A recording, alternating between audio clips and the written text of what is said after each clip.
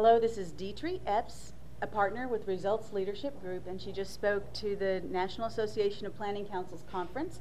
Thank you for joining us today. You're welcome. I think everyone really enjoyed what you had to say. And you were talking about results-based accountability. Could you just tell us simply what is RBA? Sure. Results-based accountability is a framework developed by Mark Friedman, and it's in Trying Hard is Not Good Enough, the book that he wrote. And it is a framework where communities can work together, really beginning with the end in mind. So you're looking at the result that you want for your community, like babies born healthy, children entering school ready to learn, any children succeeding in school. And after looking at the result, then you look at how you can measure, is that result being achieved? And then looking at what are the steps that need to be taken in order to improve. So what's an example of a community that has used results-based accountability to see some differences? There are several communities across the country and even internationally that have used results-based accountability. What comes to mind for me is the Children's Trust in Miami-Dade, Florida. They have a fantastic results-based strategic plan for investments. And they have looked at setting up specific results in areas for children and families, and then they begin to have indicators to show that those results are being achieved.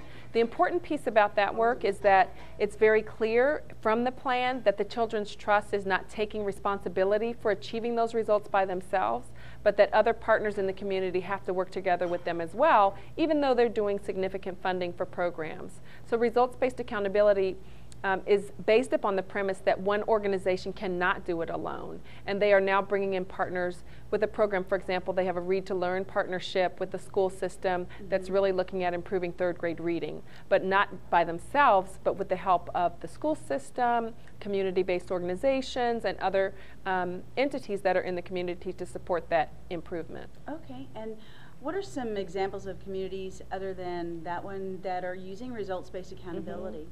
Results-based accountability is also being used in Connecticut, and the Connecticut legislators have selected results-based accountability as the framework that they'll use to really look at and take accountability for the fact that there need to be improvements with the children and the families that they serve. So they're using results, and they have a scorecard, and you can look at it online on the web. They have a scorecard, and they're actually presenting at their hearings using the results scorecard to show that this is where we want to be, this is where we are now, and these are the programs that we're putting in place to make improvements. In your presentation, you mentioned Maryland, Yeah. Canada. Yes. It's actually being used around the world, I guess. It's internationally, yes, Australia, New Zealand as well. But I'll mention, you asked about Maryland, so I'll talk a little bit about Maryland.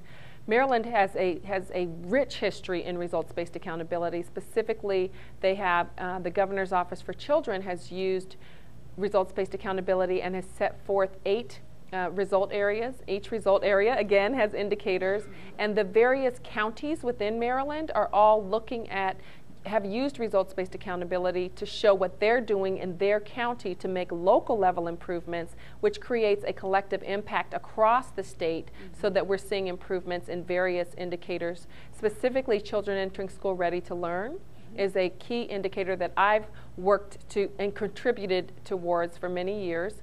And that's where each child in a public school in Maryland is assessed to see if they're entering school ready to learn.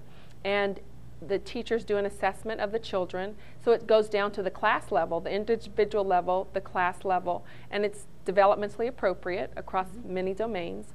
And so children are assessed, and then there's also a population level indicator that has improved dramatically from up to almost around 80%, 83% now from an original 49% 10 years ago. So results-based accountability is having tremendous influence in the way the work is being done and in the fact that there's a measurable way to show change and improvement over time. Right. Well, thank you so much for meeting with the council today and for sharing this information with us. Thank you, Mary. Okay.